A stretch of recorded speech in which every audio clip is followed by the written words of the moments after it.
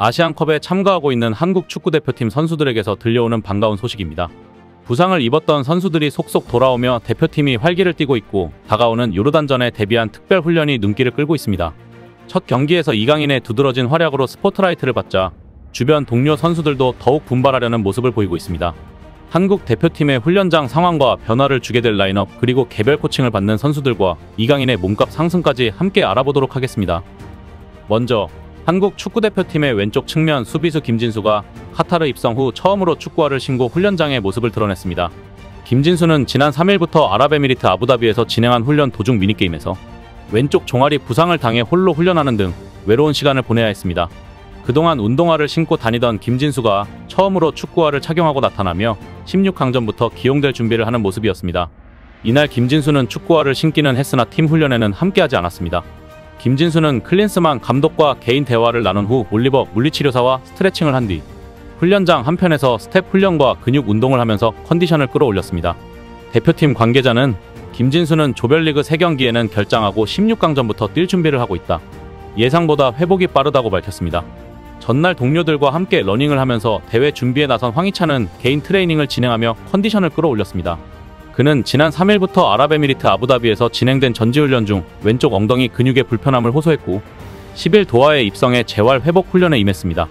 요르단전까지 따지면 열흘간 몸 만들기에 집중했기 때문에 경기를 소화하는 데에는 무리가 없어 보이는 상황입니다. 황희찬은 현지 리포터로 변신해 김진수와 농담을 주고받았는데요.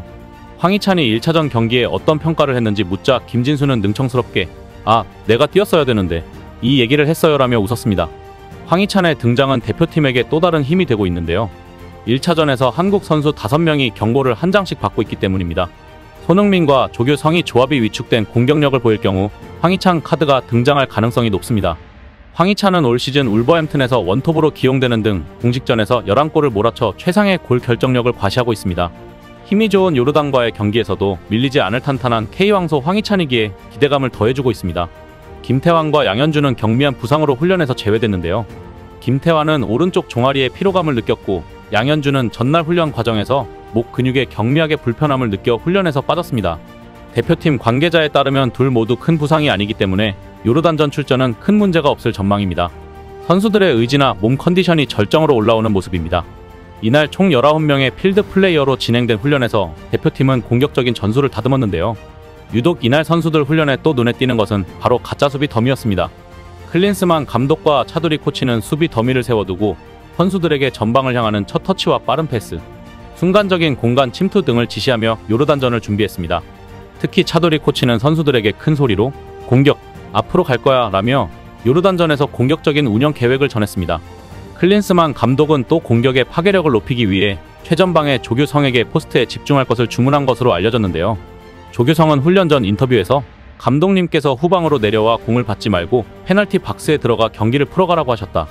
이제부터 경기장 안에서 희생하면서도 적극적으로 페널티 박스 안으로 진입할 것이라고 각오를 다졌습니다. 또 날카로운 크로스로 자신에게 득점 기회를 가져다 줄 수 있는 이강인에 대한 신뢰도 굳건해 보였습니다.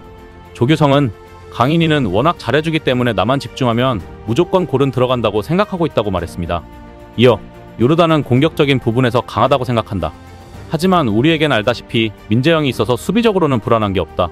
충분히 우리가 이길 수 있다"고 말했습니다. 클린스만 감독은 요르단전에서 수비라인에 대거 변화를 줄 가능성이 높아 보이는데요. 1차전에서 흔들렸던 이기재와 정승현을 대신해 김태환과 김영권이 투입되는 시나리오입니다. 1차전에서 승리하기는 했으나 종종 불안한 모습을 보여준 포지션들이기 때문입니다. 요르단전이 사실상 조 1위 자리와 조기 진출을 확정지을 수 있는 경기이기에 클린스만 감독은 그 어느 때보다 선발 명단을 신중하게 구성할 필요가 있습니다. 더군다나 요르단에 유일하게 리그왕 몽펠리에서 뛰고 있는 알타마리가 있기 때문입니다. 알타마리는 올 시즌 프랑스 리그왕에 대비해 이강인과 똑같이 3골을 기록 중입니다. 개인기가 뛰어나고 공격 이선에서 측면과 중앙을 오가는 빠른 움직임이 돋보이는 공격 자원입니다.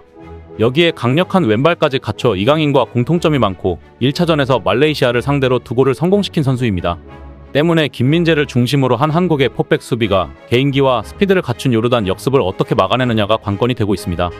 변화가 유력한 포지션은 왼쪽 풀백입니다. 바레인전에서 가장 흔들렸던 선수인 이기재가 맡은 포지션인데요. 이기재는 후반전 초반 바레인의 동점골을 허용할 당시 패스 미스로 실점의 빌미를 제공했다는 비판을 받았고 외신에서도 한국팀은 수비 전술이 허술하다는 비판을 들어야 했습니다. 클린스만 감독은 이기재를 신뢰한다며 감쌌지만 이기재는 비판을 피해갈 수 없었습니다. 이기재가 빠진 뒤 한국의 공격과 수비가 모두 좋아지기도 했습니다. 클린스만 감독은 실점 이후 이기재를 불러들이고 김태환을 투입했습니다. 김태환은 오른쪽 풀백으로 배치됐고 서령우가 왼쪽으로 이동했는데요. 김태환이 들어오자 공격 상황에서 이강인이 영향력을 더 발휘할 수 있었습니다. 불안했던 왼쪽 수비도 밸런스 좋은 서령우의 이동으로 안정됐습니다. 클린스만 감독은 2차전에서 서령우와 김태환을 선발로 투입하는 옵션을 보유한 상태인데요. 두 선수는 이미 1차전에서 좋은 모습을 보여줬기 때문에 2차전에서도 어느 정도 준수한 경기력을 보장할 수 있을 것으로 보입니다. 풀백 외에도 변화를 줄 만한 포지션은 더 있습니다. 바로 김민재의 파트너 자리입니다. 클린스만 감독은 부임 이후 줄곧 정승현을 김민재의 파트너로 기용했고 본 무대인 아시안컵 첫 경기에서도 김민재와 정승현을 선발로 꺼냈습니다. 다만 정승현의 1차전 활약이 만족스러웠는지 묻는다면 100% 그렇다고 답하기는 힘듭니다.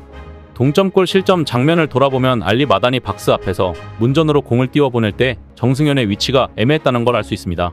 상대의 패스는 정승현 맞고 굴절돼 압둘라 알하샤시에게 향했고 한국은 실점을 내줬습니다. 기록으로 봐도 아쉬움이 느껴졌습니다.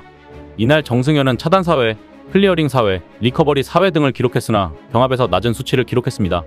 2번의 지상 경합 중 1번 승리했으나 10번의 공중볼 경합에서는 2번을 제외하고 모두 상대에게 밀렸기 때문입니다.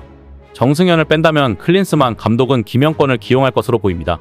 김영권이 투입되면 자연스럽게 김민재가 우측으로 이동합니다. 클린스만 감독 아래에서 김영권이 자주 출전하지는 않았지만 벤투 체제에서 꾸준히 발을 맞춰왔기에 김민재와의 호흡을 걱정하지 않아도 될 것으로 보입니다. 공격에서는 주장 손흥민의 활용법을 찾아야 할 텐데요. 요르단이 손흥민을 집중 마크하며 밀집 수비 대형을 펼칠 것이 유력하기 때문입니다. 이런 점에서 손흥민이 묶였을 때 이강인이나 황인범, 이재성이 또 다른 공격 옵션으로 제 역할을 해주고 있다는 점은 다행입니다.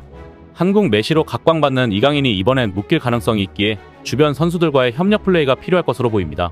축구 콘텐츠를 제작하는 스코어90은 아시안컵에 참가하는 몸값 높은 선수 5명을 공개했는데요. 한국 2명에 일본 3명이었습니다.